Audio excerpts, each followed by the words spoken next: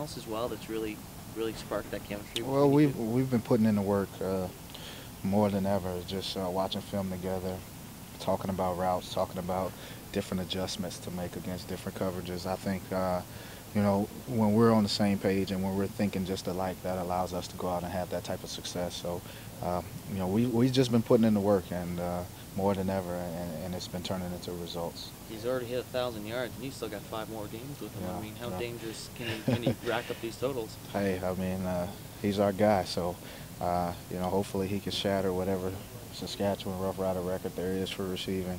He deserves it. He works hard.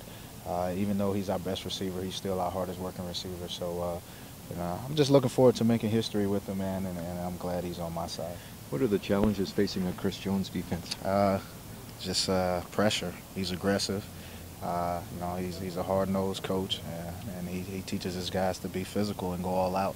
And I've had some pretty physical games against Calgary in the past, and I expect the same thing from Toronto. They took Buck Pierce out last week. Expect them coming hard at you? Yeah, I do, but I won't take any hits like Buck did.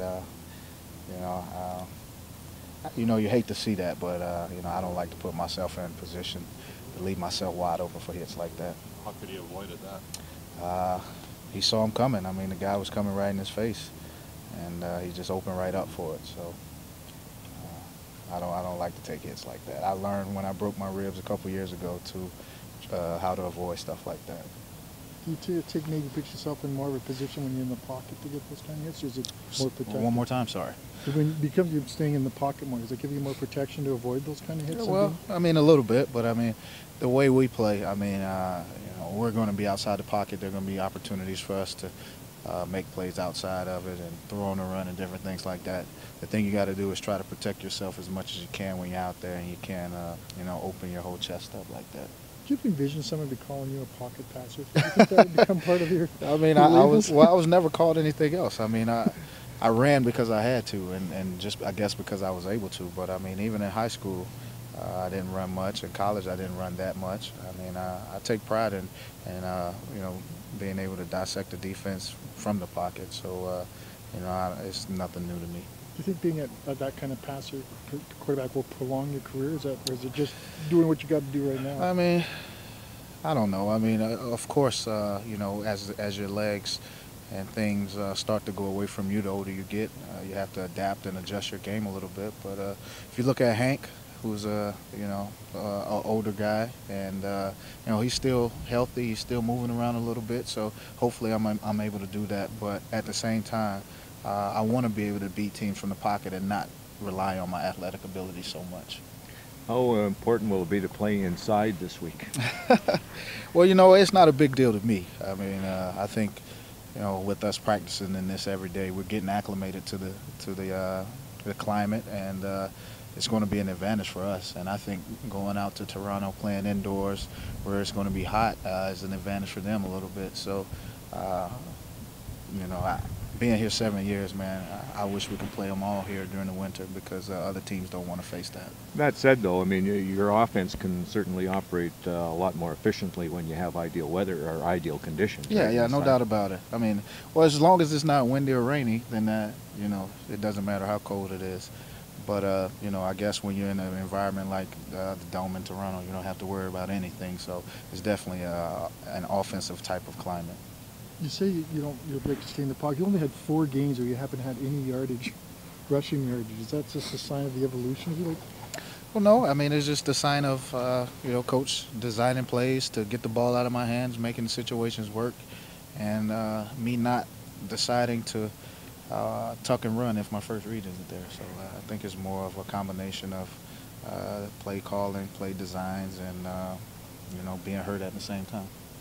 Darian, how different is this team compared to the one that went to Toronto to play last season? It's like night and day, isn't it? Well, we're a totally different team. I think we're a better team, first and foremost.